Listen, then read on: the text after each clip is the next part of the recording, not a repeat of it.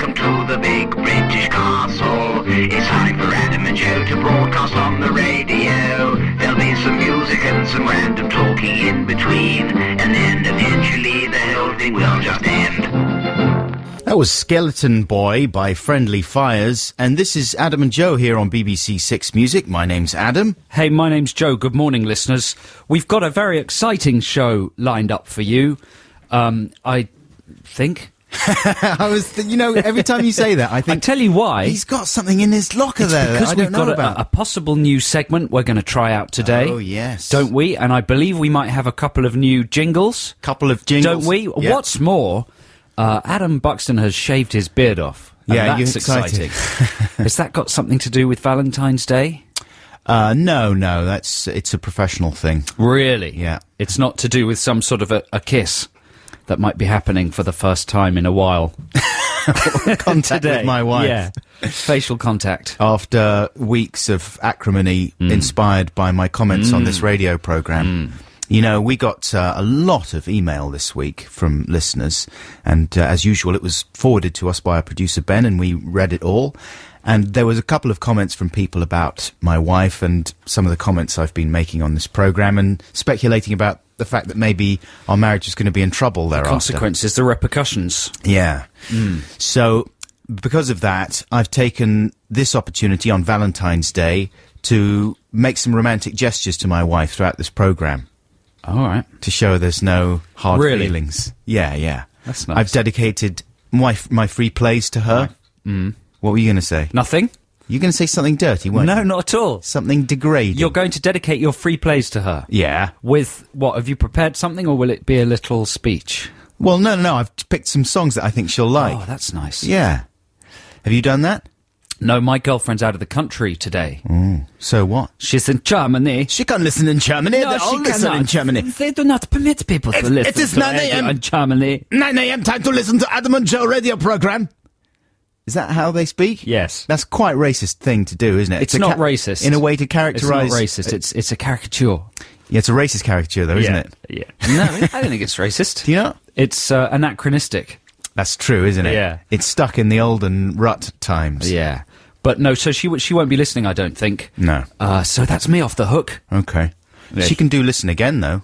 She can, yeah. I've got some stuff for her, some gifts for her. Right. She's coming back tomorrow. And I've done a little song for my wife as well. Oh, that's beautiful. So instead of Song Wars later on, maybe I can unveil that. There you go. I told you it was an exciting show. Yeah, you were right. We got great music as well.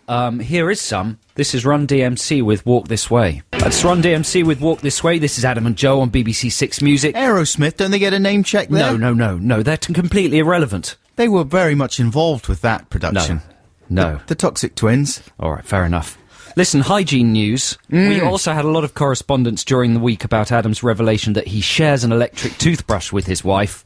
And I have to say, a lot of it was quite revolted. Yeah. And saying it was unhygienic. I noticed that. On behalf of the listenership, who are probably concerned about the germ situation in the Buxton household... Germans! Are you going to make any changes to that situation? I have already made the change. You've implemented changes. This show has improved my life in so many ways, listeners. I got this email. This is typical of a lot of the messages we got this week. This is from Mike, and he says, Dear Adam and Joe...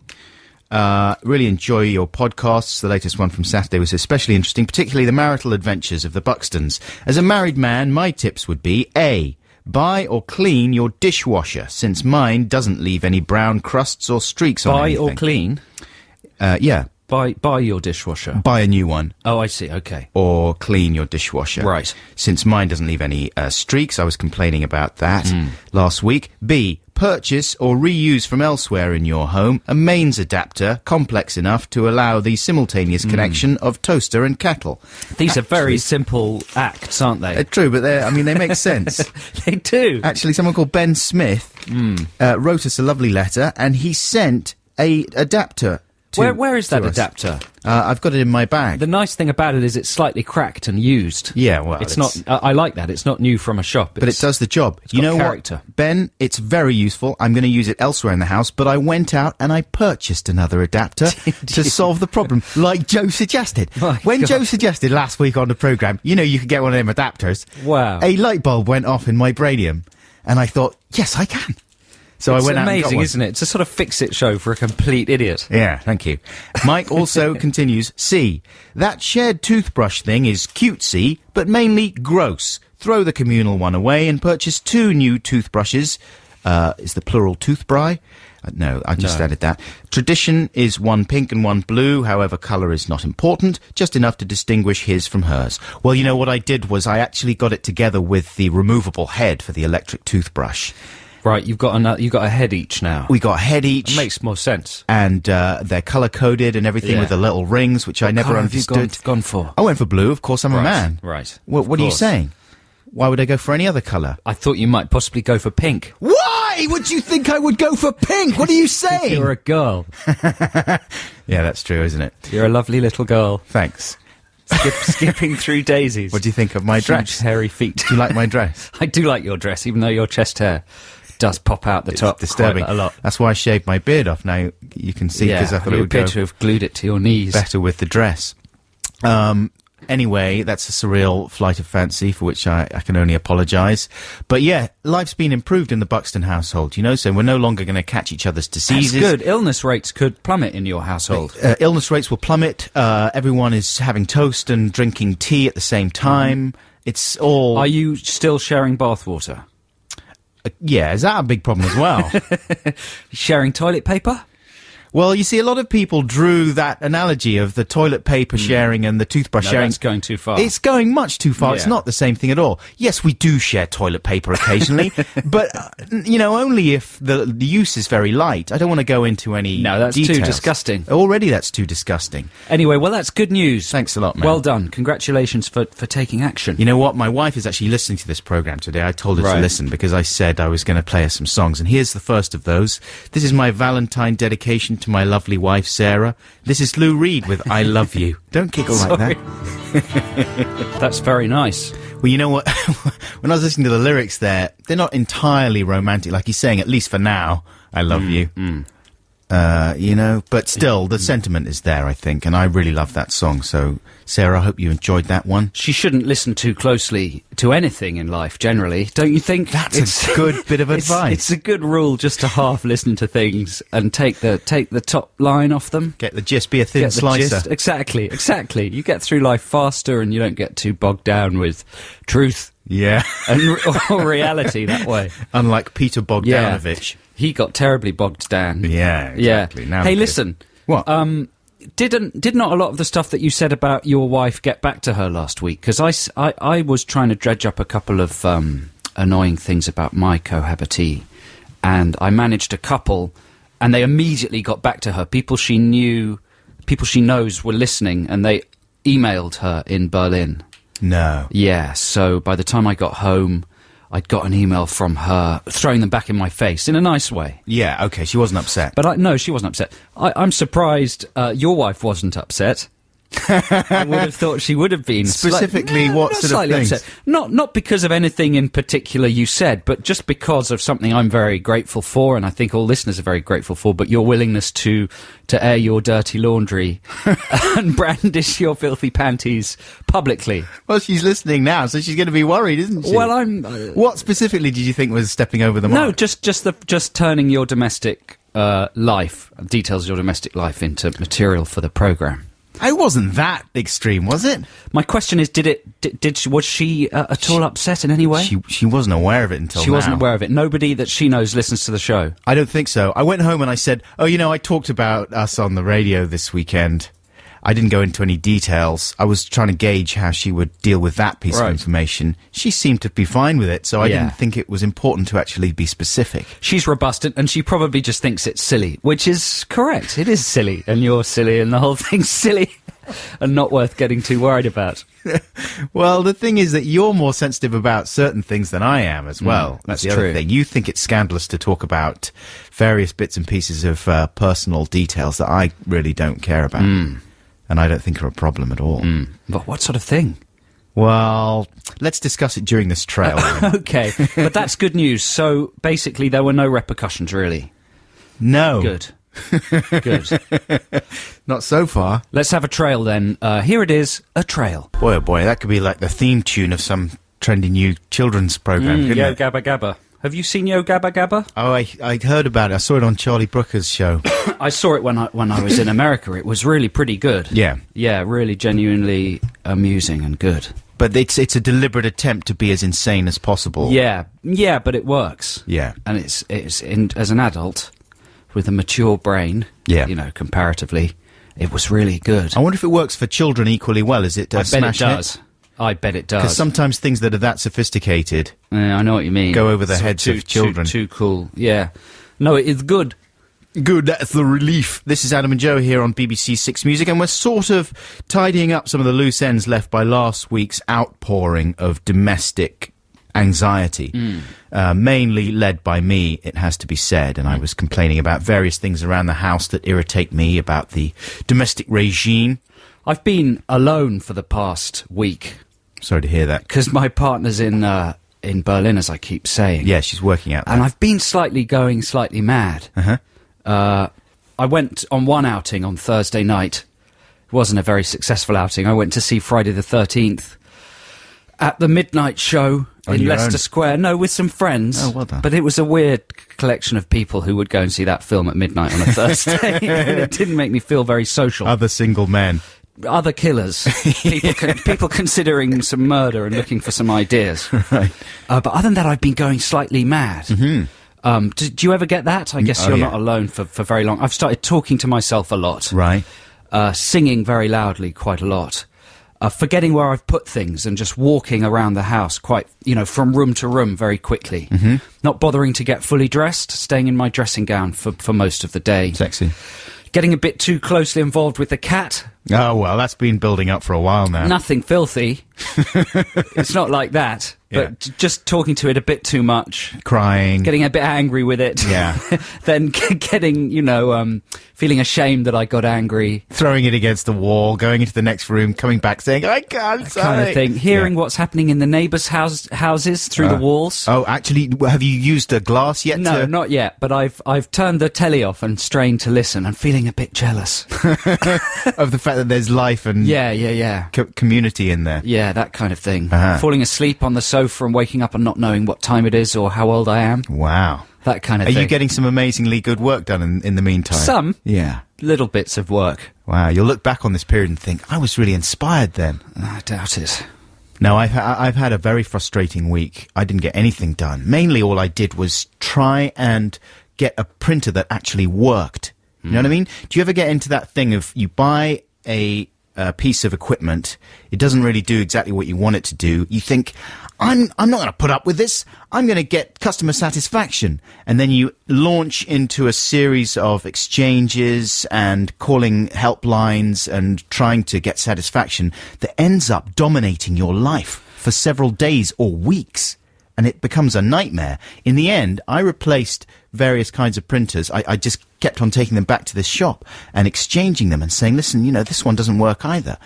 And every day was just going back to the shop saying, this one doesn't work. Can I try another one? And actually, they were very nice in the shop there, luckily, which made it more pleasurable. But it turned into just a nightmare. I realized that whole days were being swallowed up with me just going to this shop, bringing back a new printer, installing all the printer drivers, agreeing to the licensing agreement, and then phoning up the helpline, trying to find the number for the helpline online, getting through to Ghana or wherever the call exchange centre was, talking to very nice patient people out there who were trying to help me, have you tried turning it off and on again, all that sort of stuff. It was a nightmare. What a nightmare. It was Listen, you're just stroking your juice bottle there and looking at the clock, as if what I'm saying about the printer... I want to talk more about this, but I just wonder whether we should have a record and then have the bottom of the hour, because I think it's an interesting subject, printer repairing.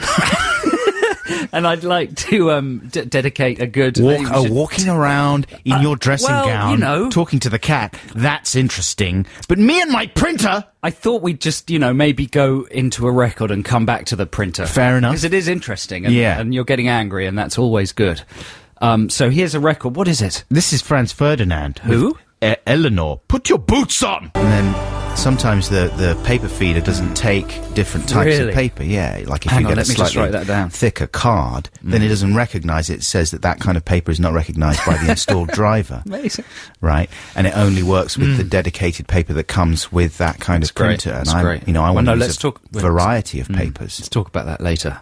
Right. Why is it time for the news now? Yeah. Oh, that's a good effort, isn't it, from someone who you would think had been consigned to the dustbin? Hey, that's Grace Jones with William's Blood. I don't mean that in a bad way. She's the star of the film of You Two a Kill. Of course she is. Yeah. Well done. Is that your Grace Jones fact? Yeah, just in case anyone needed to place her. She's the one what cars drive out of her mouth, and she's got a telescopic forehead. That's true, and she's got conical metal boobies. And she can kill you with her thighs. Ooh, and she once punched... She once She once punched Russell Hartley in the face. Yes. In the shoulder. Yeah, she's brills. Grace Jones with William's Blood. This is Adam and Joe on BBC Six Music. Now it's time for us to try a new segment in the show that we've been discussing for a few weeks. And Adam, you've done a jingle for it. Done a new jingle. Why are you giggling in I'm that giggling way? with joy, excitement, pleasure. Oh, yeah. I can't wait to hear the jingle. Shall we just hear it then? Yeah. Come on then. Your drummer is a drama queen, your singer is a prat, your bassist is a racist, and he wears a stupid hat. You've got to solve your problems or your band will never last. You need some pop psychology and you need it very fast. Psychology. Wow. Yes, it's a new segment called Pop Psychology, and we've been asking listeners who are in bands, whether they be young emerging bands, bands that are currently dragging themselves around the country doing pub gigs, or big famous bands, to contact us with their internal psychological band problems, right? Things that may be threatening to split up the band, problems that are storms that are swilling in the band members' heads that could one day burst out and fragment or ruin the band. We're particularly interested in the problems of maybe the peripheral members of the band, shall we put it that way? Yeah. Or at least the band members that are not the leaders of the band or the lead singers. This is the kind of thing that simply isn't talked about while a band is successful. Only when they split up, if they're famous and release biographies, will you learn about what was going on within the band during their successful period. And right? often they are extremely colourful members. A very obvious example being Stuart Copeland from The Police. All the attention, quite rightly and understandably, in most bands is on the lead singer and the main songwriter, right? Right. Because they tend to be the most flamboyant characters, and creatively they're driving the unit, so it's fair enough. But the other members of the band sometimes wrongly get completely overlooked and sidelined, and they have a lot to say for themselves too, you know. Yeah, and often these problems are things that could have been fixed. Uh-huh. And if they had been fixed earlier, then some of these great bands wouldn't have split up. Early intervention. That's right. Is what we're trying to do here. The kind of bitterness you get from people like Tina Weymouth from Talking Heads when she talks about the split of that band and the way that David Byrne used to conduct affairs within the band. I mean, it's amazing. She's a very talented person too. And of course, Talking Heads are a good example of a unit that was so important to all of them were important to make that band great, you know. You're trying to move me on, aren't you? I want to talk about Tina Weymouth for an hour, for 1 hour. Here we go. Okay, so we have got a young member of a top new band on the line. His name's Liam. Hello, Liam. Hello. How are you doing today? I'm fine, thank you. Now, Liam, you've contacted us because there are problems in your band. Is that right?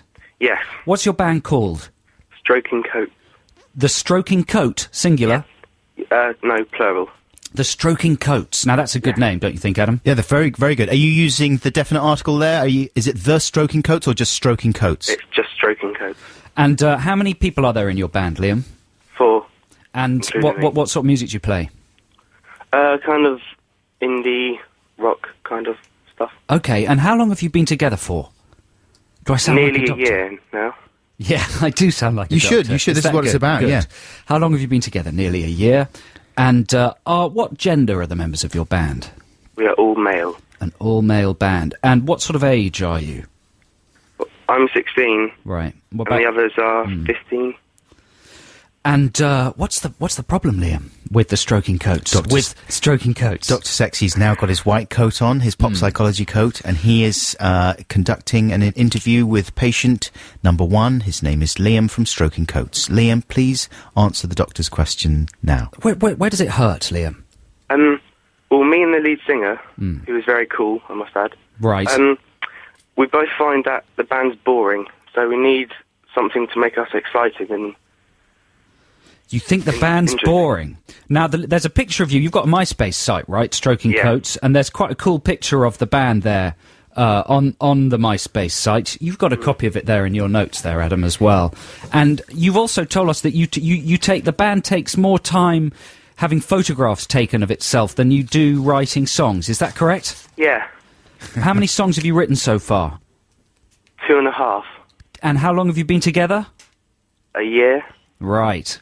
So this is problematic. Now, is it... what I'm deducing is that there's one member of this band that maybe has more sway over what the band does than anybody else. Somebody who's kind of the kingpin. Is that right? Yeah, kind of. And it's not you, is it? No, it's not me. Don't name him, but what? Who is it in the band? Is it the lead singer? No, he's all right. It's kind of the drummer's dad. The drummer's dad? What's going on with the drummer's dad? Well, he kind of makes decisions for us, like whether we should do gigs or not. And it's kind of annoying because he's not in the band, so he kind of wants to be in the band. How does he... What, does he turn up at your rehearsal space, or are you rehearsing in his house, or what? Well, sometimes we rehearse at his house, but then he gives us tips. But we don't really need them because he's a builder or something. So, What does he know? He listens to a lot of music on the radio probably while he's doing the building, so he probably knows what constitutes a good song. Can I ask you, Liam, I don't know if you asked this already, Joe, what are your ages in the band? I'm 16. 15 and 16. I did ask that already, yeah. Well, this is a whole nest of problems, Liam. There's all sorts of issues going on, but your main one is that you don't think the band is interesting enough, right? You think the music is a bit boring. Yeah. So what would you say the band's image is like? I mean, you look like a fairly standard bunch of indie layabouts there. Although I would say, looking at this picture, they look very happy. I would, they look a bit like a Christian rock group to me. Which one are you, Liam, in the picture? I'm the tall one with curly hair. Oh, the long curly hair. Oh, right. Ah, you see. I would think, I naturally thought that was the lead singer. You've got a look of the man from Dodgy about you. Is it Dodgy? No, not Dodgy. The guy from Top Loader. Joe Hairbear. Joe Hairbear. That's the guy. So listen, let's surmise the problems. Number 1, you believe band is too boring. Is that do you think it's the musical style or the image, or what's too boring? I think it's both. Musical style and image. Okay. Yeah. You don't like the intervention of the dad. No. And is that it? So there's no one member of the band who's too dominant. It's just this dad that's walking all over everybody. Yeah. Okay. All right. Well, what we're going to do, Liam, is we're going to go away and we're going to consult and we're going to come back with some advice for you later in the programme. Any questions you want to ask, Dr. Buckles? What kind of thing do you imagine? I mean, have you got any ideas yourself about how you would like the band to be, Liam? It's kind of different and new. Different, new, and exciting? Yes. Would you use the word edgy? Oh, that's a good word. Yeah. Yeah, you'd like the band to be edgy. Yeah. Okay, and image-wise, are you happy with that picture of you? I mean, because you all look very handsome and you've got skinny jeans and stuff. What would you say yourself are the main problems with the band in that picture? That was kind of too plain. Like you said, we look like a Christian rock band, so... So listen, Liam, if we come up, for instance, with a new name for you and some new image ideas, how likely are you to implement them? Yeah, if they're good enough. If they're good enough, okay. Well, they will be. They've got to get past the building dad, though, haven't They'll they? be more than going to... Well, we might be getting him out of the equation. Right. That might be part of our advice. Okay. So, Liam, we're going to go away and draw up a plan for Stroking Coats. They may not be called Stroking Coats for much longer. And then we're going to tell you about it slightly later in the show. Thanks a lot for telling us about your problems. Okay. Thanks, Liam. And stay tuned. Right, now here's some music. This is not Stroking Coats. It's probably not as good as Stroking Coats. This is Oasis with Falling Down. That was Fleetwood Mac with Man of the World, and that was a kind of a dedication to Ollie, who was on the show last week, of course. Quite a lot of ladies emailed in saying that they fancied Ollie, saying that they thought he was a sort of handsome version of you. I didn't put that very tactfully, but you know what I mean, like slightly younger and taller. How did you get on with Ollie? Because, we asked Ollie all about what it was like for him being in the studio. How did you find it? How did I find having Ollie here? Yeah. I liked it. I think it's always fun to have someone to not show off, but, perform to. Right. Didn't cramp your style? Not really. Did it you? I don't know. I found it a bit weird. I find it weird having people in the studio. Really? Yeah. I don't miss having guests at all. No. Well, after my Roger Moore trauma, famous guests don't really go down very well with my brain. Yeah. I like normal people. Exactly, it's difficult. It's Yeah. hard enough to talk to you, let alone another human being. It's hard enough to talk at this time in the morning, full stop. This is Adam and Joe on BBC Six Music. What? Well, it's your free choice now. Your Is free it? play, yeah. Which yeah. one am I having? Bit of Hudson, isn't it? Yeah, this is Leroy Hudson. This is my special lovey-dovey Valentine's choice. And I'm dedicating this to Annabelle, my girlfriend. What's it called? It's called It's Different. This is quite long. We're going to play you the full version of It's Different, and it's got a wonderful sort of 70s synthy squidgy intro. So this is Leroy Hudson with It's Different. Enjoy. Oh, it went all sitcom there at the end. It did, didn't it? Like a commercial break in a sitcom. And aptly enough, it's now time for the top of the hour sweeper, is it? Yeah. This is the voice of the big British castle. It is the top of the hour. Ooh, that's wonderful. I got so bored with the last hour. I'm glad it's gone. Now here's the new one. It's exciting and it's new. How do you do? Very nice. Now, we have had a huge amount of correspondence during the week, as I was saying before, and one of them stood out to me. I love these kind of emails from people. Where is it? Oh, you know what? You should have prepared this by having the email ready. Is that how you That's do a it? tip, yeah. Well, not all the time, but it's often good if you start talking about something to... Have it in front of you. Yeah, to have the thing you're talking about nearby. Right. It just makes it flow more smoothly. You reckon that's how Steve Wright does it? Possibly, yeah. It's one of the tricks of the trade. Got you. Anyway, listen, I found it now. Hi, A&J, this is from Robert.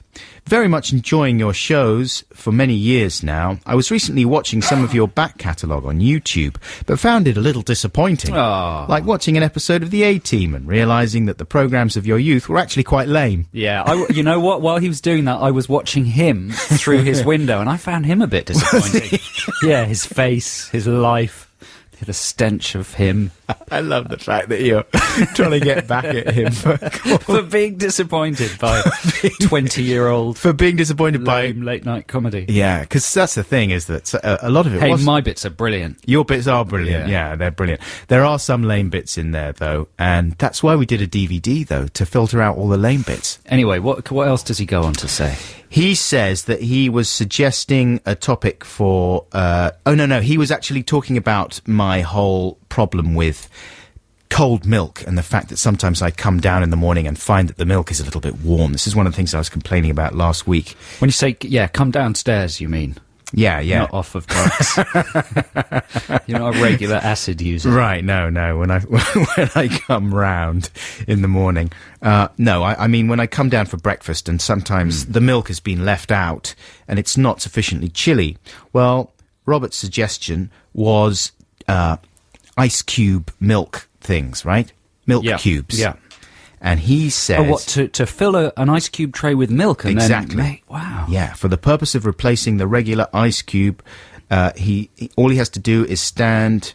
Oh, I haven't prepared this properly. I just launched into it without even thinking. What, and you get these milk cubes out of the freezer and you put them on your cereal and let them melt, is that it? Yeah. It would take a while, wouldn't it? Yeah, exactly. It's a stupid suggestion. That's the worst email I've ever written. He starts off by insulting us. You've ever ridden? I've ever ridden. I can't speak. My brain's completely seized up. I launched into this without thinking about it. It's good. There's so much Just in for it. There's something to say. There's him looking at I blame our you. stuff on YouTube. You know what? I You're blame right. you. I am to blame. Because at the beginning of this link, I looked over at you, and you were just looking blankly. I thought, well, Joe's got nothing. That's my default face. I'm going to go into this email. But look, no, it's fine. There's a lot in there. There's this man being disappointed at our stuff on YouTube. There's me being angry at him. There's his suggestion for the frozen cubes.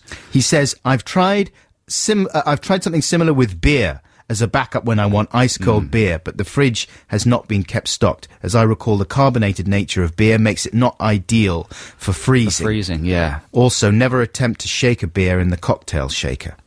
Beer cubes are many magnitudes better. Why are than you ice cubes. reading this? Just thought I'd go back to it. Right. Hoping that it would pick up But was and it there would all come together again. So did you try and freeze milk or anything? No. You haven't taken any action. No, there's no or- payoff. there's Why no would you think payoff. that there would be a payoff after such a disastrous opening? I don't know. There's no I thought there might be like a raison d'etre for the whole. No. No, that's too much to ask. There's nothing. Good. There's All absolutely right. nothing. So shall we move on? Yeah, you know what? Luckily, some bands have actually completed some songs. Right. And we've got them. And they give a kind of sense of completion to some parts of the programme. Yeah. So here's a band called Blur with a track called Park Life. That's Blur with Park Life. Now, a band that could be heading for similar success as Blur are called Stroking Coats. Hey, Ben, shall we have the second of the pop psychology jingles? There's just another to one. Introduce. Well, Cool. it's just the other one.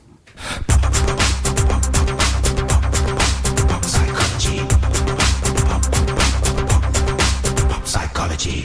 Yes, in this segment of the programme, we've been asking people in bands to email us with their internal band problems so that we can attempt to fix these issues before they explode the band at a later stage in their career. Mm-hmm.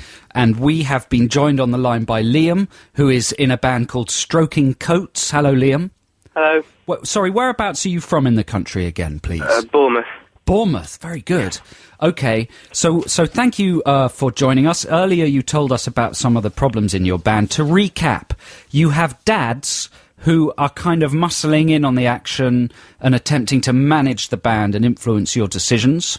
Yes? Yeah. You feel that the look and musical sound of the band is a bit boring and isn't really going to stand out properly, right? Yep. And you haven't written enough songs. You spend more time taking cool photos of the band than you do actually preparing material. Is that correct? Yes. Okay, so we've had some suggestions in from the listeners, and we've also got one or two ideas ourselves. Are you ready for these, Liam? Yep. Dan from Bristol says you should change your name to the Skinny Leg Boys. I think it's just Skinny Leg Boys. And write a song called Drummer Dad Bad. Also, sack the drummer and get a hot female drummer. Good idea. Now, that's a good idea. A hot female in the band could change everything. Random female element is always good to keep.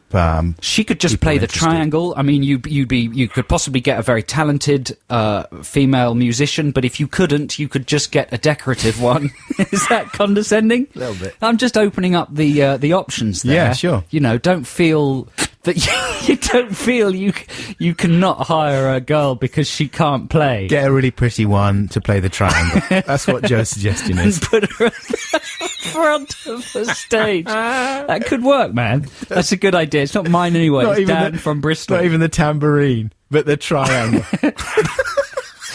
Get a girl with a giant rack to play the kazoo. That's a good piece of advice. So there's one bit of advice. Bernadette and Dan suggest that Stroking Cats is a more logical name for the band. Not Stroking Coats, Stroking Cats. That's the joke, though, isn't it, Liam? It's logical, yeah. Was that an intended play on words, though, in the name of the band, Liam? I don't know. I don't think I was there when they named the band. You weren't there. Okay, there we go. Let's have a look at some more bits of advice. John Temple has contacted us via email. He says, I think Liam needs to go solo. The band is holding him back. MySpace is so 1996 they need a Twitter account. Twitter. I wouldn't listen to that kind of talk, but what do you think? Go solo? You're thinking about possibly... it's an idea. Do you have ideas for songs yourself, Liam? Yes. Aha! Now that's an important piece of the puzzle. You're the bassist in Stroking Coats. Of course, there are precedents for other bassists with ideas turning into a very important part of the band. The Beatles, for example. Paul McCartney, of course, was quite an integral part of that unit. So you should get in there, and all you need to do is find the Lennon to your McCartney, who is maybe the lead singer already, and perhaps, split off. It's worth thinking about. I wouldn't say anything out loud to the rest of the band. Hopefully they won't be listening to this, but think about it. And Liam, Adam and I have been thinking as well, and we've come up with some tactics for you. The first thing to do is to deal with these dads. You've either got to get rid of them, get them out, put your foot down and say, look, dads, this is our band. Yeah, you're turning us into a Jimmy Nail sitcom, for goodness sake, Dad. Exactly. The dads just need to go away. They need to butt out. This is your life, not theirs. They had their chance for rock stardom and they failed. Yeah. They can't try and live it vicariously through you. Is that ringing any bells there, Liam? Yeah. Yeah, just be firm. Yeah. Dads like it. They'll be compliant to that if you really start freaking out and shouting at them. Write that phrase down. You can't live your life vicariously through this band. Get back to the building site, Grandpa. Right? Okay. You write that phrase down word for word and see how it goes. Or Alright. if that doesn't work, use the dads. What about being a band like Kraftwerk, who used to put dummies on stage and stuff? Mm-hmm. Have the dads actually play, and you're the Machiavellian puppet masters. So you're at the back of the stage, all dressed in black, and at the front of the stage are your dads with instruments that aren't plugged in. And here's another idea. You dress the dads up like schoolboys, yes, like Angus Young and AC/DC, right? And you guys are all dressed in suits like businessmen. Exactly, and maybe you even tie strings around their wrists to your own wrists, so they're like puppets. Exactly, to make the whole puppet master thing overt. And then see how much they like being involved in your band. Then see how much they like it. Here's another one. Or you could put the dads in the photo, so the promotional material for your band is humiliating pictures of the dads. Right? I mean, on a serious note, though, Liam, the dad thing is a disastrous development for the band. You have got to deal with that. That's point one. Yeah. Deal with the dad situation and be unequivocal about it. There's one, who's the band where the dad is actually in the band? What are they called? There's a young thrusting band and the dad is actually involved. Maybe that... I'll find out during the next record, but that's... Wasn't it Mystery Jets? Yeah, exactly, the Mystery Jets. What? He's in that band? Yeah, he's involved. Isn't that right, Liam? And he plays with them and stuff. Yeah. So that has empowered dads, hasn't it? That's a terrible development, really, because it's made other dads think that they've got some kind of a right or claim to be in their offspring's enterprises. Yeah, that's disastrous. The other thing that we thought you could do, Liam, and this is the final bit of advice, is that you could become very flamboyant. Mm-hmm. Like, start dressing really crazily. We're thinking multicoloured boiler suit. Because you've got good hair there. You could dye that hair like Struhl Peter or whatever he's called. Put things in it, man. Yeah, little birds. Little bits ribbons. of birds. It doesn't have to be whole birds. You can get just bits of birds and stick them in their beaks and feet. But then you get a really foxy girlfriend. Mm-hmm. Again, you could advertise for her or just rent her. And you bring her to all the band practices and stuff, and you kiss her in the middle of songs and stuff. And you need to hook up with the most attractive bird in Bournemouth, right? That everybody wants to get with. That's your version of the Gwyneth Paltrow thing, right? Yeah. I mean, Chris Martin, talented fellow, Coldplay, wonderful band, but they were nothing until he got together with Paltrow. So by sheer force of personality, you then dominate the rest of the band, and then you start. Now that you've got rid of the dads, you're calling the shots, and it's all back on track. One final piece of advice, actually, is to use all of this in your songs. You've only got 3 songs, so write a song about the annoying dads. Yeah. Write a song about how you think the band is boring. Express all of this stuff in music. Don't be explicit. Maybe use metaphor and analogy to put across these problems. I don't think you should. Adam thinks you should just be explicit. Be absolutely explicit. Because fans like nothing more than a song that's really sort of nakedly, brazenly confessional about what's happening in the band, right? Hello? Liam's weeping. He's yawning and weeping. There's a whole raft of ideas for Stroking Coats. Yeah. And That's it, really, Liam. Do you think any of that's any Okay. use? Yes. I mean, Thank you. That's a great answer. some of it is really good advice, Liam.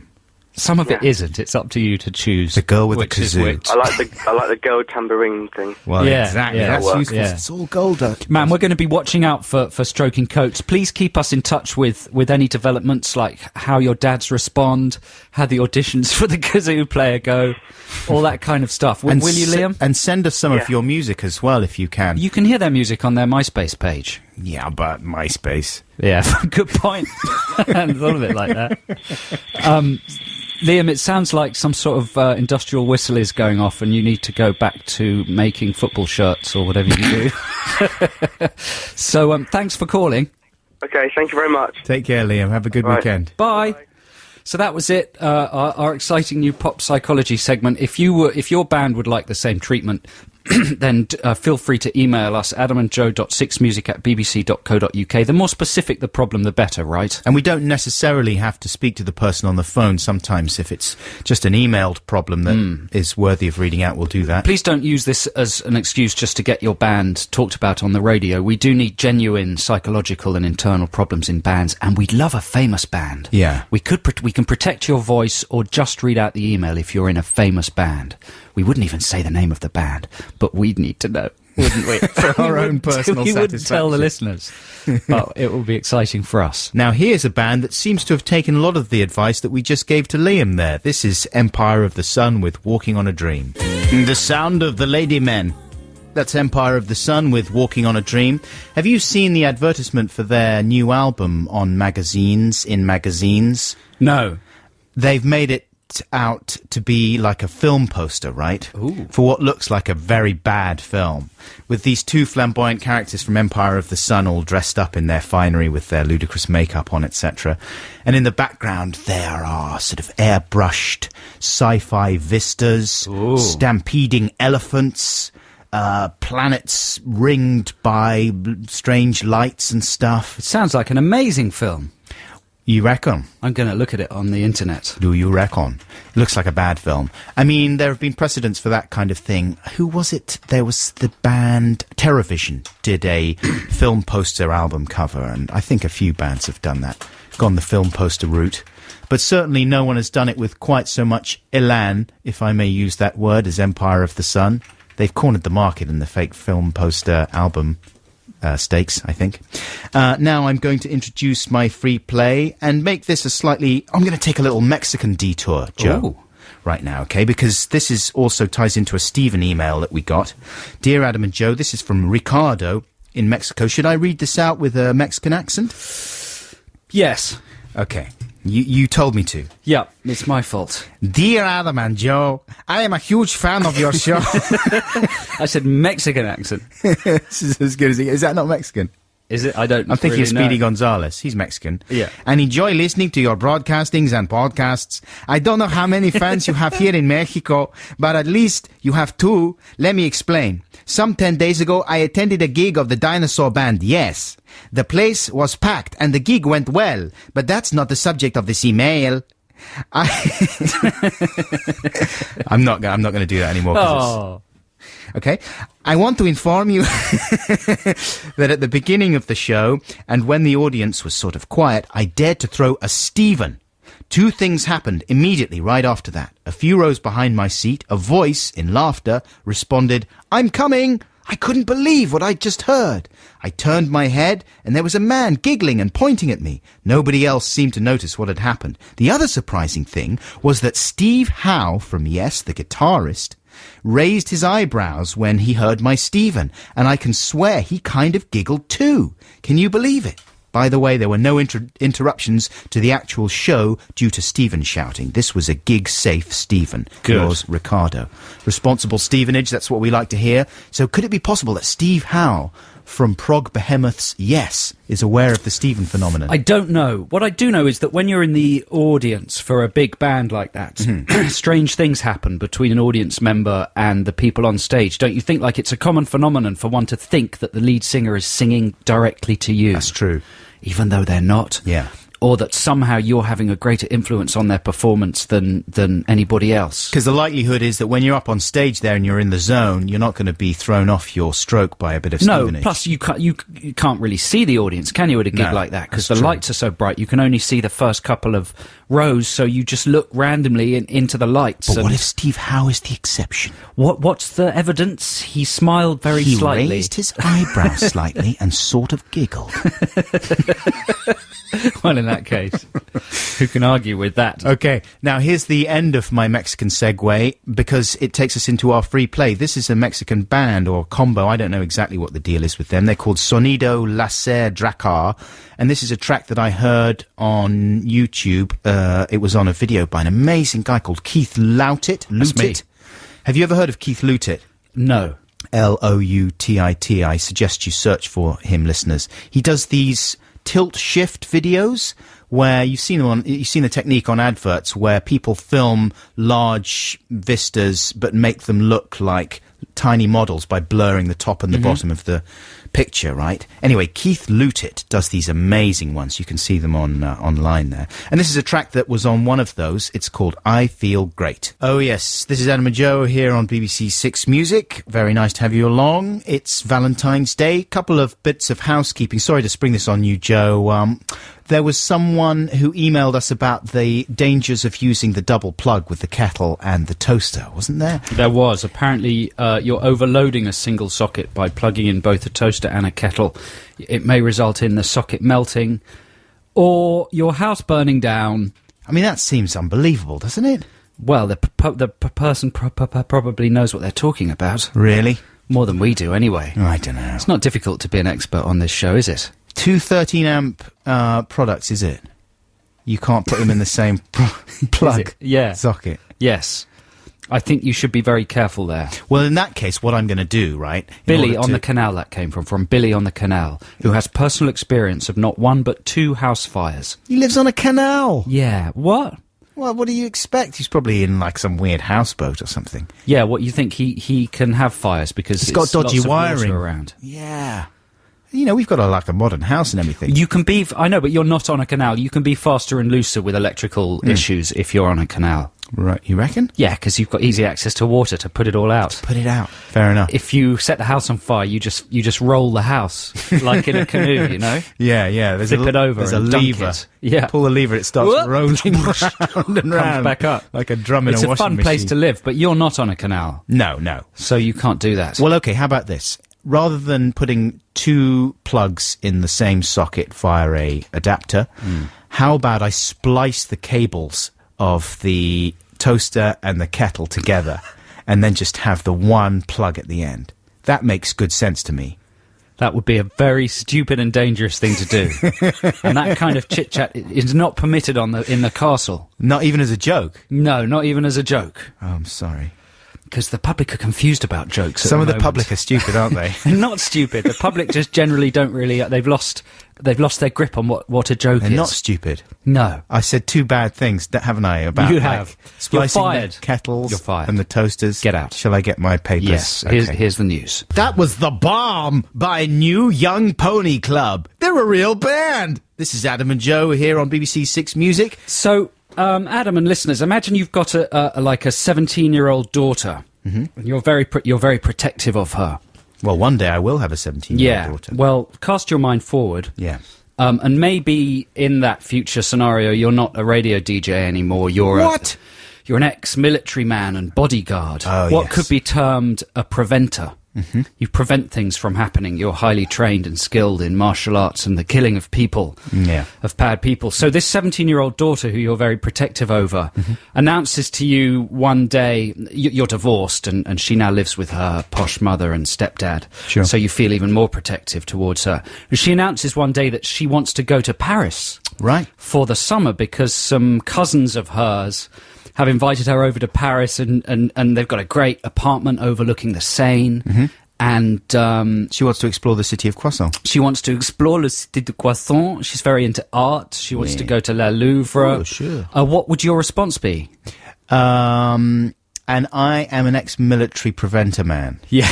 Yes. I would say there's no way that you can go. Right. Well, that's interesting because The scenario I just described to you is the scenario of a new exciting thriller that's out on DVD this week called Taken, starring Liam Neeson. I think the way to pronounce his name is Liam Neeson. In Taken, he plays a preventer man whose daughter wants to go on holiday to Paris, and this is Liam's response to that question. I'm not comfortable with this. I know the world, sweetie. I don't think a 17-year-old should be traveling alone. I'm not comfortable putting my daughter at risk. Putting our daughter at risk by going to Paris? You're pathetic.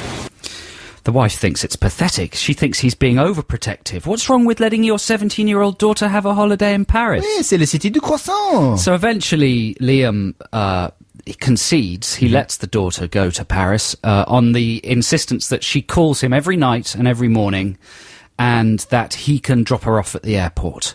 But when he gets to the airport... Have you seen this film, Adam? Yeah. You might remember when he gets to the airport, it turns out that a piece of information is being withheld from him. Right. She's not just going to Paris. This is what's happening. Lenore, you know about this? She's not just going to Paris. She lied to me. What is this? It's U2's European tour dates. She's following a rock band around Europe. All the kids do. We've arranged for her to stay in the best hotels. Best hotels. You know, you live in your little bubble here. You have no idea what the world is like. Yes, and neither will she, unless she goes out and experiences it. That's the mum, Lenore. Yeah. She's called, named after a popular fabric softener. So she's not going to stay in Paris after all. She's going to follow the band U2 around Europe. It's a rite of passage for many teenagers. But she's only 17, and the world is a cesspool. Well, she's going to stay in the best hotels. The best hotels? You live in your little bubble. You've got no idea what the real world is like. The rock band U2 have got very strong connections to Christianity. They wouldn't let anything bad happen to their fans. Do you think? Yes. Well, of course, in the film Taken, the second the daughter gets to Paris, she's picked up at the airport by an apparently nice-looking French boy who turns out to be in league with foreign sex traffickers. That's right. And within, 45 seconds, the daughter's been kidnapped and dragged away. But luckily, she's on the phone while it happens. So she's on the phone in her so-called apartment, and these thugs, sex traffickers, are dragging her friend away. But she's got Liam on the other end of the line. Let's hear that. Kim, is there anything else you want to tell me? Kimmy. Someone here. Her cousins are back? Oh my God, they got Amanda. What? What are you talking about? Kimmy, what's going on? Kim. Dad, they took her. She's being dragged away there by the kidnappers. Sounds like there were some ghosts in there as well. They're haunted kidnappers. So, of course, this results in quite an excitingly absurd revenge thriller. Yeah, Liam has to get out there and do some extreme kicking and punching. He wastes absolutely no time. It's as if he wanted it to happen. Don't you think? Well, the great thing, I don't know if you are going to say this or not about this film, but it moves in a straight line in a very sort of weirdly satisfying way. Almost nothing impedes the progress of Liam and his revenge. He's entirely successful in killing about 500,000 people who stand between him and his daughter, one after the next. Yeah, that's right. It's a ridiculous film, but it would have been more exciting if they'd done something more obvious with the plot, like she's going around Europe following U2. She's kidnapped by an evil man who... The Edge. Well, I was thinking something else. You know, there's a famous bit when Liam picks up the phone to the killer very early on. Yes. So just as the daughter's being kidnapped, she drops the mobile phone on the ground and the kidnapper picks it up. Right. And he has what's going to become quite a famous conversation with him. They use it in the trailer. Yeah. Where he just immediately threatens to kill him. Yeah. And it would be more interesting, perhaps, if that conversation went a bit like this. I don't know who you are. I don't know what you want. Hello, my name is Bono. If you are looking for ransom, I can tell you I don't have money. I'm not asking you for your money. But what I do have are a very particular set of skills. To be in a band requires skills. If you let my daughter go now, that'll be the end of it. But if you don't, I will look for you. Oh, God. I will find you. I will kill you. 5,500 people will die, and they don't have to.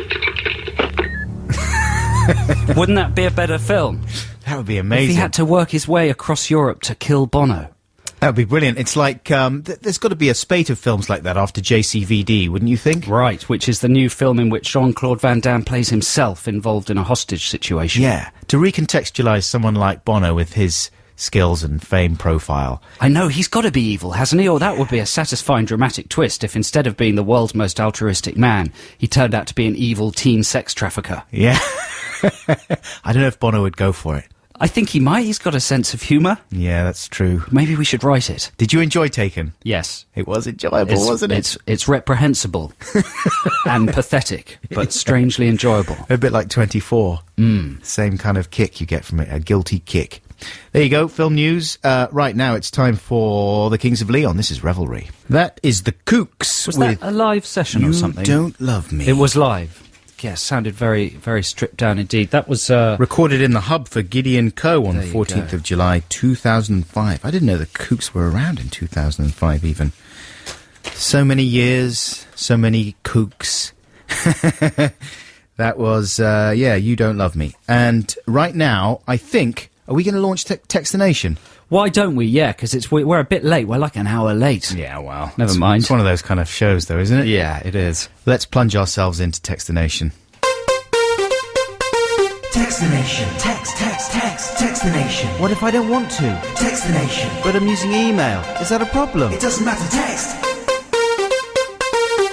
Yes, we've delayed Text the Nation this week, listeners, because the texts keep breaking. They've broken again. The screen keeps going white.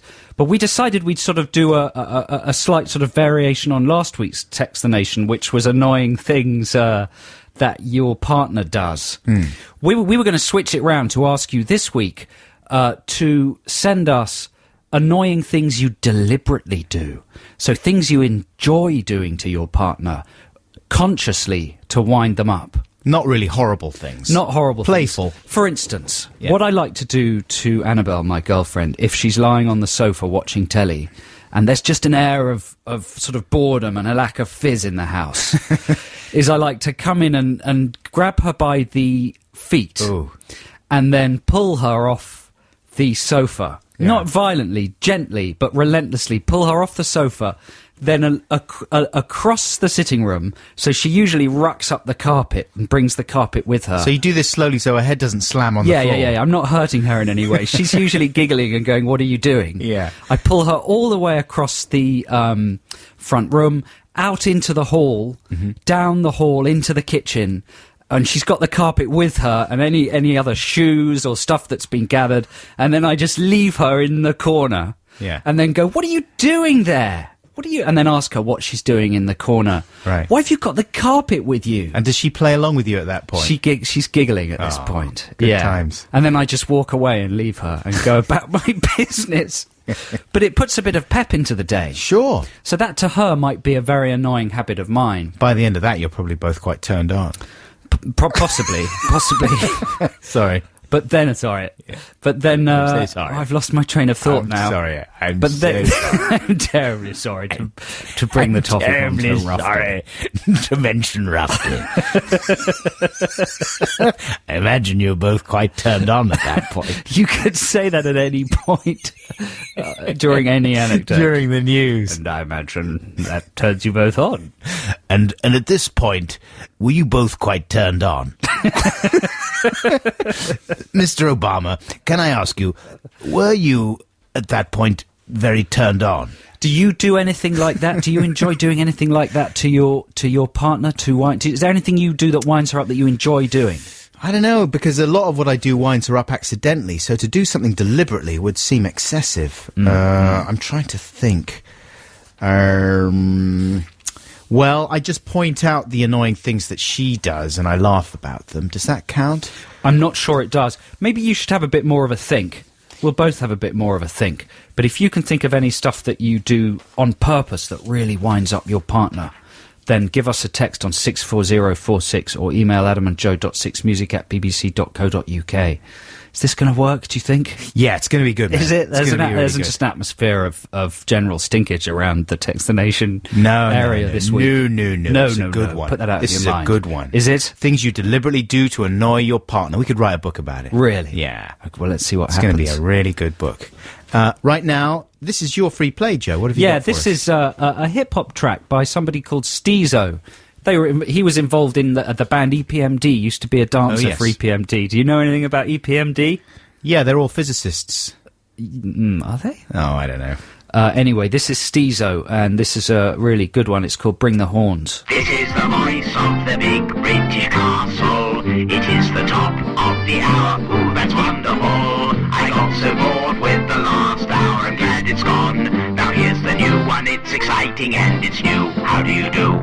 Vampire Weekend, last year's news, somewhat, really. I mean, it's all over for them, isn't it? They might as well not bother. I mean, well, they've had their 15 minutes in the sun. Is that true to any extent? Give us something new. Yeah? Boring, seen it before, heard it before. What do you got? I'm pretending to be, like an NME journalist. Like a prat, yeah. A prat. No, it was nice to hear that. That's Oxford Comma, of course, from the marvellous Vampire Weekend. This is Adam and Joe here on BBC Six Music. Happy Valentine's Day, listeners. I don't know if you're celebrating or not. I'm not a big Valentine's Day person. I'm not really going out. You don't really like love? I hate love. It's a negative emotion to me, It's just causes complications. You prefer anger? I prefer naked fury. Naked fury. If there was a day where I could celebrate naked fury by sending cards that screamed... Naked fury, that would be your action thriller, your version of Taken, starring you. Yeah. Would I actually be nude in it? Yeah, as an expression of your anger, you'd just rip off all your clothes. Like the Hulk. Exactly. But you wouldn't go green or anything. You'd just reveal your tiny little bits and bobs and your hairy tummy. And then you'd take action.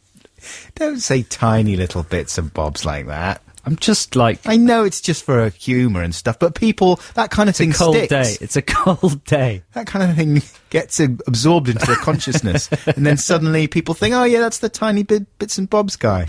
I know, you've said that, they will. What are we going to do now? We're running out of time. I'm going to do something for my wife, okay? I told you at the beginning of the show that I was going to dedicate a few songs to her, and this is one that I've actually created myself in lieu of a Song Wars this week. First of all, I'm going to read this email from someone who wrote in, who was a bit concerned about some of the comments I've been making on the show. And I had it in front of me, but I've lost it again. Oh, you're joking, aren't you? Do you want to come back to this later? No. It's wasting valuable time. What are you going to do instead? Play a record and you can find this email. Let's play a record. This is Tom's Diner by... No, what? Wait, I've got... I mean, it's just absurd. Wasting time. Here we go. Valuable taxpayers' money. Got it. Okay. Sorry, taxpayers. This is from Lee and Gemma in Derbyshire. It says, greetings, Adam and Joe. Last week's show was most amusing. Text the Nation in particular providing many enjoyable moments. So you can skip those bits. Yeah. Get to the meat. Get the meat. All right, Johnny Textface. It's free Mick Jagger. Get the meat. I was, however, a little concerned for Adam's poor wife. The venting he did on his wife's annoying household habits was surely very therapeutic for Adam, but must have been a little frustrating for his wife, who was not able to answer back and defend herself. I'm sure she has at least an equal amount of annoying habits on her husband. Oh, God. This is the last, I'm telling you, listeners, this is the last email I'm ever going to read out, because for some reason I just can't do it. Blah, blah, blah. This relentless pursuit of other women is becoming almost obsessive, she says as well, about the fact that we've been talking about Icelandic models and stuff like that. Yeah, you were drawing up a list of potential suitors. You did that. You pushed me into that corner. I can only imagine the scene when he stormed through the front door after last week's show demanding separate toothbrushes. Poor woman. Buck up your ideas, Buxton. Okay, well, I think that's all fair, Lee and Gemma in Derbyshire. And I have created a song, especially for Valentine's Day, to try and ameliorate, to make up for some of these potential hurtful things you've said or insinuated. So I think this is very romantic, and I think it's going to fix it all up in the Buxton household. Here it is. Before I met you, I was just hanging out with boring models and going to parties and stuff. Yeah. But you turned my life around and showed me that world was just not enough. Then I saw you scantily dressed in my bathroom one time, using far too much Crest on your toothbrush. But I said nothing because I wanted to see the rest of you. Now we are married, and you're a obliged to stay with me contractually. And though we're both older and weirder, and you've had 3 children, you're actually more attractive and wonderful now than you ever have been since the first day you stood in my lap. 'Cause you've given me everything I really care about. I'm so lucky to have you. But if you continue to put dirty glasses and forks back in cupboards and drawers, I swear there'll be trouble and then divorce.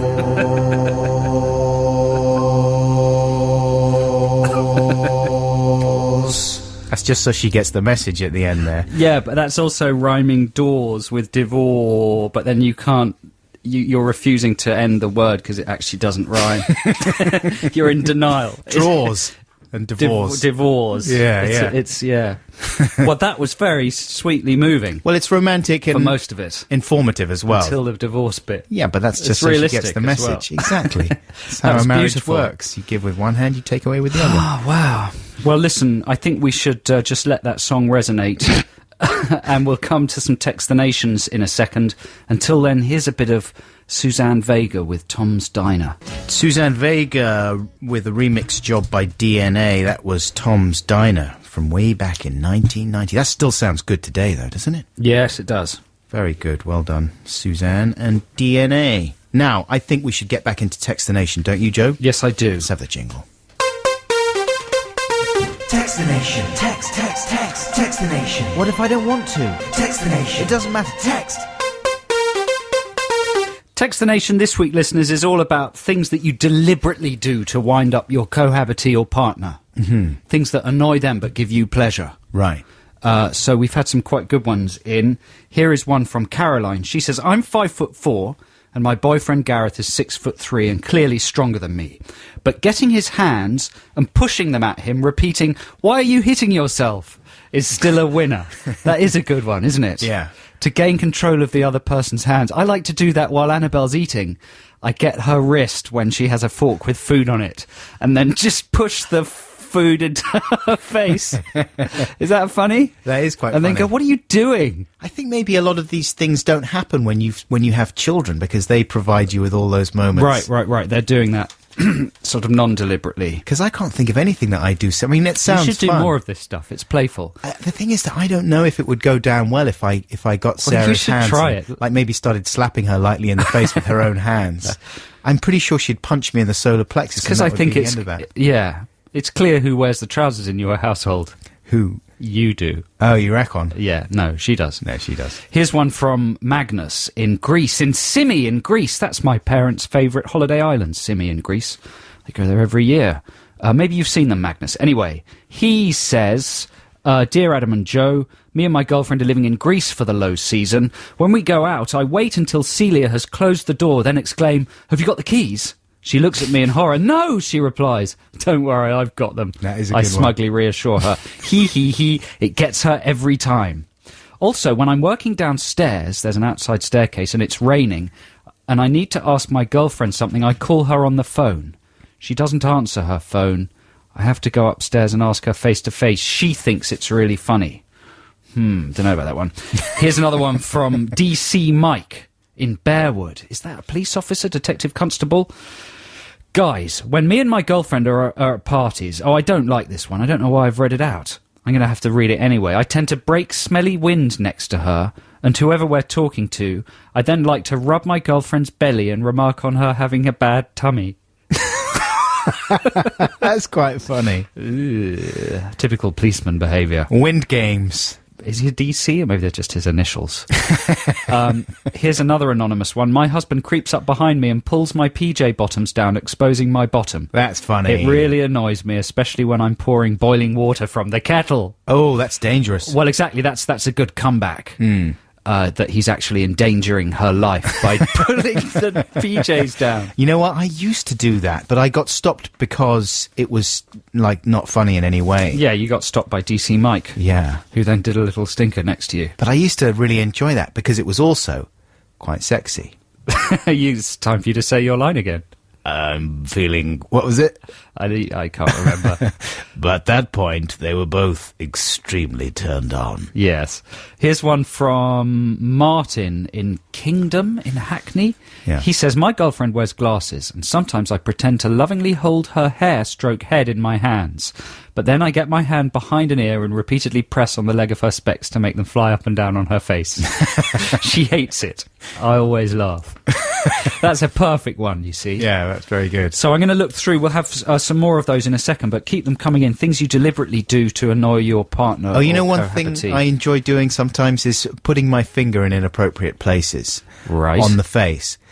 Like, sometimes I put my finger in Sarah's ear, or maybe up her nose. Right. What, just apropos of nothing? Yeah. Yeah. Like when she's talking, we're having a serious chat or something. On the phone to someone else. That's exactly the kind of thing we're looking for. And I just stick my finger up her nose and leave it there for a while. And she goes, and she bats it away and goes, don't do that! And gets really angry, because it's very invasive. Invasive things are fun, though. Yeah. It's the abuse of your intimacy privileges. Oh, don't do that! And that makes me want to do it more. So then I'll... Now you're getting it. Yeah. Oh, I tell you another thing. Yeah, it's all flooding out now. When she's bathing the children, right, and she kneels down by the bath, sometimes she gets quite a wicked builder's bottom showing, right, when her jeans ride down. So I like to pop my finger in there as well. And she gets really freaked out, because obviously that's not a fun place to visit if you're another person. But if you're married... Sort of a sentence is that? I don't know. It's gone wrong again, hasn't it? Not a fun place to visit if you're another person. Oh, I see, for a stranger to invade. Yeah, exactly. I mean, you tend to be... It's fun. It's a very vulnerable area. Yeah, it's not generally thought of as a sexy thing to do for someone to, you know, pop their finger in the top part of your bottom. Let's stop this. Here's a trail. Why have you come back to us? Because I was going to introduce my free play. Okay. That is, I mean, I was trying to think of the best, least offensive way of describing that area. Well, you failed. Quickly, free play. Okay, this is for my wife. This is the last of my Valentine's dedications to my beautiful wife.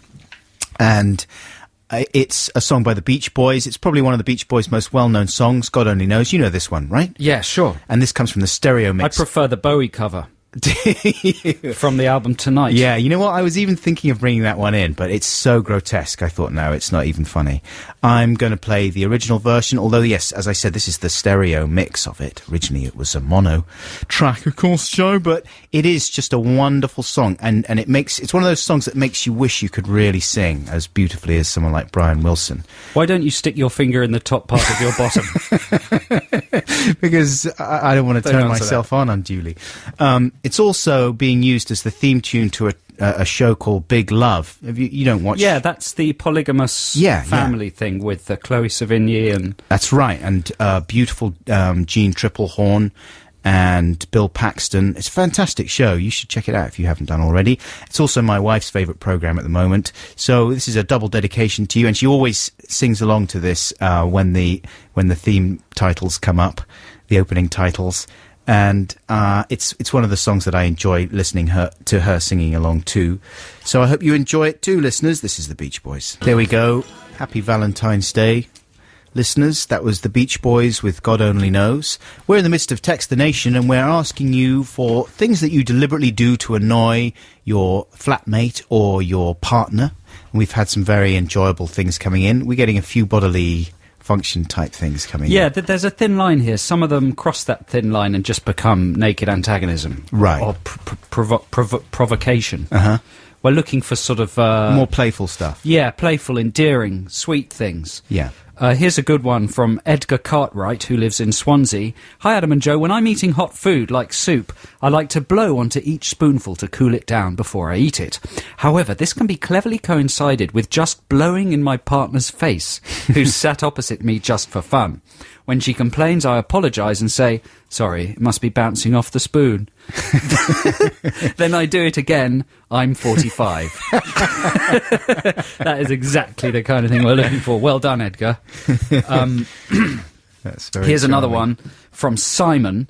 Hello again, Adam and Joe. Sometimes after an argument with my ex, when she slept, I would go downstairs to her car and reverse all of her buttons, e.g. blowers on, wipers on, radio full blast, put it into gear, etc. That's dangerous. So that when she turned the key, I'd hear, brackets from the comfort of my warm bed, a stalling car, some loud muffled music and squeaky wipers. We're no longer together. Says Simon. I'm sure. That's dangerous. Yeah, the gear thing's very dangerous. The rest of it's quite funny, I would say. John in Oxford says, I tried to pull my missus off the sofa in exactly the manner you described last week. I was describing playfully pulling my girlfriend off the sofa, then through the house and just putting her in a far corner of the That was this week. house. Yeah.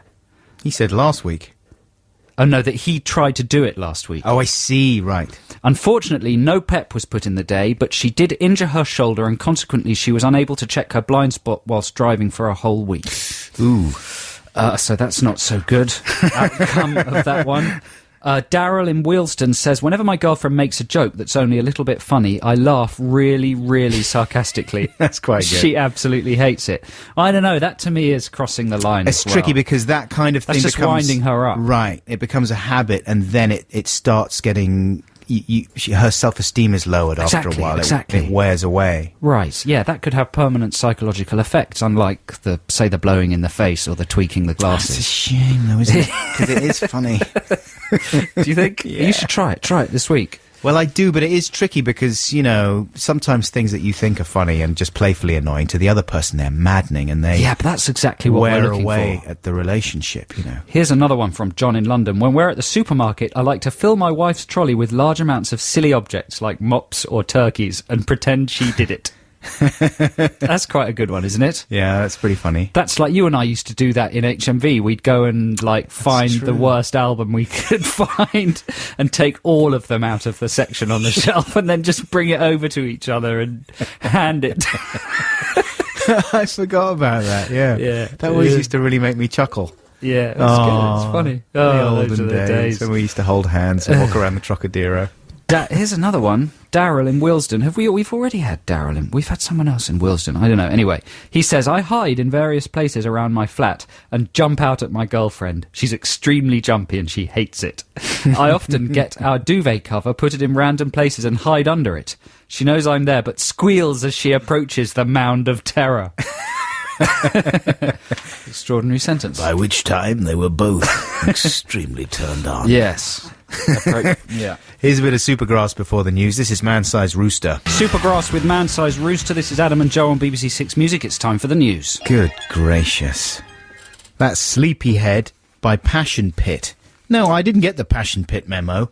Have you heard that one before? No, that was odd, wasn't it? I mean, that's the future, Is that the isn't it? Smurfs relaunching? It's kind of like the Smurfs and... The Chipmunks, rather. Alvin and the Chipmunks. Yeah. That's a very obvious thing. It's that sort of techno, extremely speedy voice thing, the helium voice that they used to have in the mid-90s.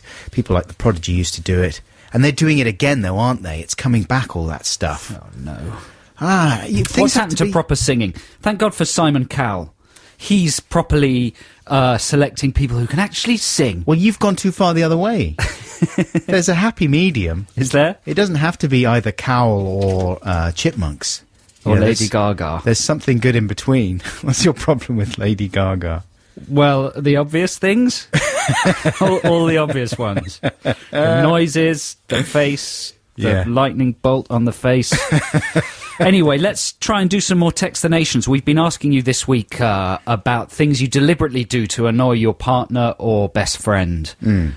Is that right? Yeah, absolutely. Playful things that you do with a partner or best friend to wind them up. Yeah, here's a very good one from a good friend of mine and Adam's, Mark, who has texted us in to say that he has a friend in New York who will turn mid-conversation to his long-suffering girlfriend when travelling with her on the subway and pretend that she's a total stranger. So when she talks to him, he'll go, sorry, I don't know you. Could you stop talking to me, please? He would then get up and leave at the next stop and carry on the charade, telling her to stop following him. Confusing and funny to all concerned. That's a good one, isn't it? Yeah. And there's all kinds of variations you can do on that one as well, to make it a bit more outrageous and stuff. Is just go into a little charade about the other person. Do you know what I mean? Yeah. To embarrass them. To isolate them and make them feel, disconnected. Yeah, it's funny. Here's another one, a strange one from Jed in Glasgow. Sometimes in the dead of night I like to put tangerines in the kettle. It means that my girlfriend's cup of tea in the morning comes out all orangey. That's a strange thing to do. That is peculiar. Let's move on quickly. Are you scandalised by that? Tangerines in the kettle? It might be dangerous. Right. I don't know. There's lots of people saying that when their partner tries to yawn, they like to pop the finger in the mouth. Yes, that's a fun thing that's a good popular starter level. If you're new to this kind of thing, that's a good one to start on. Yeah. Here's one from Max who says, I do this with my sister. I make my hands really cold, then put them on her face. This makes her scream. It sounds immature, but I'm only 12. Says Max. Is he really 12? Yeah. Damo in Dundee says, spoiling a yawn or a sneeze is a good way to upset your cohabiter. Works for girlfriends and housemates. How do you spoil a yawn or a sneeze? A tickle in the ribs mid-yawn. Or finger in the mouth. What about a sneeze? How do you spoil a sneeze? I don't know. We need more information there, Damo, because we'd like to be able to do that. Where was the one from the guy who licked his girlfriend's face? We've had a sort of two of those. There's one from an anonymous texter who says, Hi, Adam and Joe. My boyfriend pretends he's going to kiss me, and then at the last minute he licks my face instead. He calls this a ninja licky. Oof. I think we've got a text either from the boyfriend or a different boyfriend as well. Here we go. Matt. I like to hold the sides of my girlfriend's face like I'm going to give her a lovely passionate kiss. Then I just lick her face from chin to forehead. It's brilliant. That's horrible, though. That's unhygienic. Well, you've got to be very confident about the state of your mouth, you know what I mean? To do that. Has to be a very hygienic mouth. And that coming from Mr. Toothbrush sharing.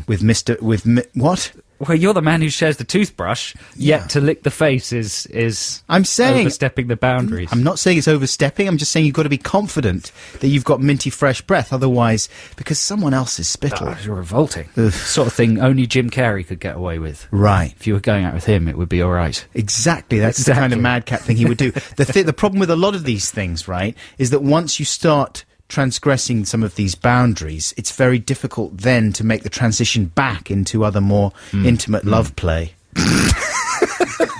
Seeing as it's Valentine's Day, I thought I'd use the correct terminology. You should write a kind of sexy book. Yeah. A relationships book. With your beard, you look a bit like that man from the 70s. Dr. Buckles' intimate love play guide. Exactly. That would fly off the shelves. By which time you should be both very turned on. It could be a good audio book. This is a family programme. Right. But it's Valentine's Day. That's true.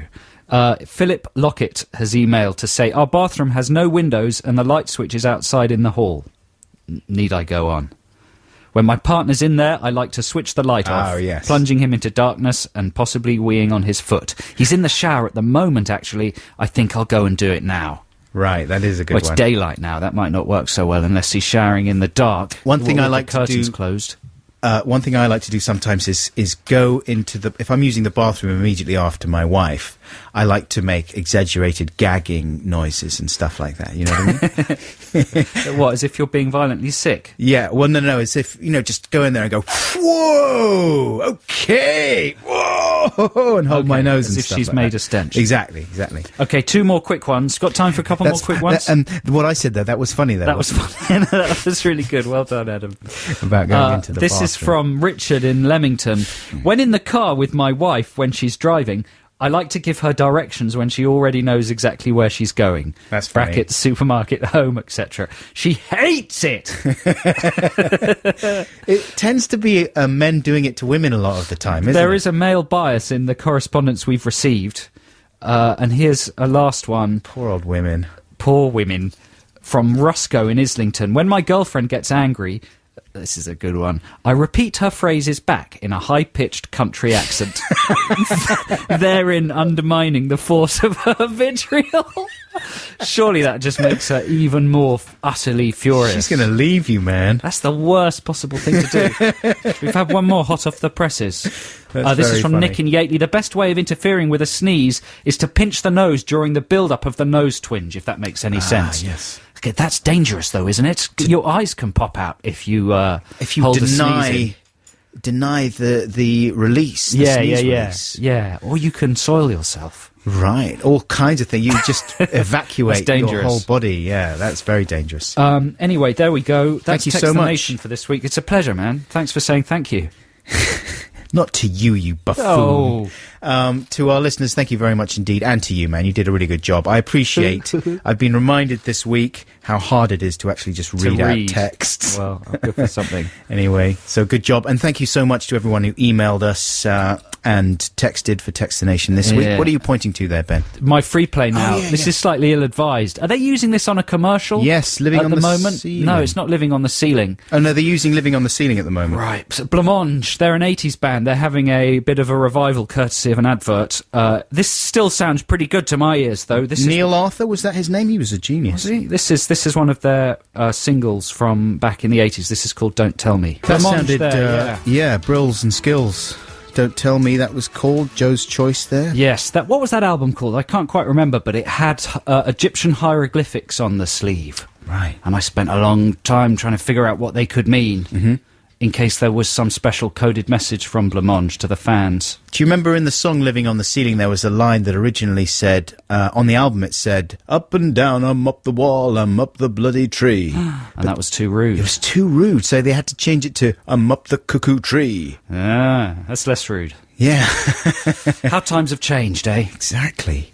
I mean... Now you can't get in the charts unless you swear. Right. Lily Allen's got a track on her new album, which I was listening to for research purposes this week, and it's called F.U. Yeah. But, F***U. Yeah. It's a terrible song. I mean, we should play it, and she's done it so she's deliberately censored it herself, you know what I mean? Is it so? It's playable. It's playable, airplay ready. yeah, exactly. So she begins to do the swear, and then she puts kind of crazy farmyard noises and stuff over it. It's rubbish. You think, Crikey. what's the point of doing that? Because you don't get the satisfaction of the swear. It's not edgy in any way. You've censored it in a really goofy, childish way. But maybe I'm just too old and I'm missing the point. Is that right? Yeah, that's right. You're too old and you're missing the point. I didn't hear the first bit, but that last bit's definitely spot on. We're still getting loads of annoying things people do to each other, but we've sort of run out of time. It's crossed our mind to have a retrospective segment for the previous week's Text the Nation the next week. Or to do some catch-ups. Lots of people email stuff in during the week. People who only listen to the podcast, and they feel a bit left out because they can't email to the live show. But would that be too much to do? No, I mean, that's what I was trying to do earlier in the programme, was catch up on some of those, but it just went badly for me. It just needs more organisation. Yeah, well, maybe we'll try that. Okay. But we should set something up for next week, listeners. You might remember months and months ago when we first started on Six Music, we had a Text the Nation on the subject of juvenilia, stuff that you've created as a child. It was what started the whole Stephen thing. Exactly. Comics you'd written, stuff like that. We're thinking of doing it again next week to ask you to send in your juvenilia once more. So, but we thought we'd focus it in a bit more on recordings. Right, specifically audio recordings that you made as a child. So either you singing perhaps, or, well, Joe and myself, I think, have both got recordings of us pretending to be radio DJs. Yeah, I was digging through cassettes this week, a couple of days ago. I got all my cassettes out from the attic, and I found I didn't have anything to play them on. There were no cassette players left in my house. So I had to go and buy a little £20 cassette recorder thing. Won't be able to do that much longer. No, I was lucky. I felt lucky to find one so easily, and I plugged it into my computer, and I was starting to burn off some of my old tapes, turn them into MP3 files. Right. But I came across a copy of the Four Bucketeers album, the Tiswas album on cassette. Oh, yeah. And as a kid, I discovered that thing that people of our generation discovered as a huge revelation, that you could tape over the holes in the top of a cassette and turn a manufactured album into a blank cassette, basically. Exactly, but not a very good quality one. A low quality one, but at least cheaper than actually going to Smith's and buying a new cassette. Right. So over the Four Bucketeers, I'd recorded 60 minutes of me pretending to be a radio DJ. I can't believe you taped over the Bucketeers. I know. Wait till you hear what I taped over it as well. You're going to bring that in next week? I'm going to bring it in. It's an hour of me. I'm not going to play an hour. I'll just play you the most embarrassing highlights. Play an hour? A little squeaky high voice, pretending to be a DJ, Extremely introducing posh. 80s records. Very, very posh young boy. And it's really embarrassing. Bet you weren't posher than me. Well, we're going to find out. I'm going to try and find some stuff of me. I remember I used to listen to, my tactic was to listen to Radio 2, which my mum listened to a lot. So there's lots of Terry Wogan and stuff like that. But then I would dip down, when he started speaking, I would dip it down and I would do the talking. That's clever. Use his records. Yeah. So if you listeners have done anything similar, if you, when you were a kid, pretended to be on the radio, had your own fake radio station, or any kind of ambitious, pathetic childhood media escapades that you still have evidence of, we'd be keen to hear about. Yeah. The email is adamandjoe.sixmusic@bbc.co.uk. Yes, that's the best way for them to... I'm just thinking about whether... Is there any sense in giving them an address? Yeah, okay. Here's an address if you just want to send us a CD. It's 99A Great Portland Street, London, W1. Couldn't be simpler. Adam and Joe at 6 Music you could put on the top of the address. 99A Great Portland Street, London, W1. So that's what we'll be doing next week, more juvenilia, and do send in your stuff to us. Also, don't forget those, pop psychology emails and letters. Yep, if you've got a band and you've got problems, psychological problems, do, again, email us, adamandjoe.sixmusic@bbc.co.uk. Because otherwise I will have made 2 jingles for no discernible reason. It went all right this week. Yeah, it was okay in the end. It was okay. We're going to hone it. It was good. Thank you very much, Liam, indeed, for being done, our Liam. inaugural pop psychology customer. So let's, are we saying goodbye here, Ben? No. We'll say goodbye to you shortly. Why are you laughing? Because Ben's going to go, no, people might want us to say goodbye. There's still more. Oh, why are they saying goodbye? Well, we're going to play a trail and then a little bit of a session track for you, ladies and gentlemen. So here, is that correct, Ben? Yeah. So here it is. Yeah, come on. That's Deep Purple with Speed King. What, me saying, yeah, come on? Yeah, because we love Deep Purple. Have you got any Deep Purple records? I do, but I don't listen to them that much. Really? Have you ever listened to them? Yeah. Burn is an amazing track. I don't know enough about them. I just associate them with that sort of Steve Coogan character. That's good stuff, man. Thank you very much for listening to the show, ladies and gentlemen. We'll be back with you at the same time next week. Don't forget to download our podcast, which should be out on Monday evening. It varies because there's so many complicated rules now and hoops that you have to jump through at the Big British Castle. Everything has to be checked. Every little syllable has to be run through a large supercomputer to check for potential offensiveness. So sometimes that takes longer than others. Little bit of housekeeping. I played a track by a sort of German hip-hop band a few weeks ago, and a lot of people have emailed about it. I didn't know what the name of the track was, but Ben, our producer, has discovered that it is called Liebesbrief. I love his brief, I imagine. Liebesbrief in German. And the band is called Die Fantastischen Vier, which means the Fantastic Four. So there you go. Thanks a lot. That's right. Thanks to everyone who's texted and emailed this week. We'll be back at the same time next week, 9 a.m. till noon here on BBC 6 Music. But now we leave you in the capable hands of Liz Kershaw and a little bit of Electric Six. Have a good weekend.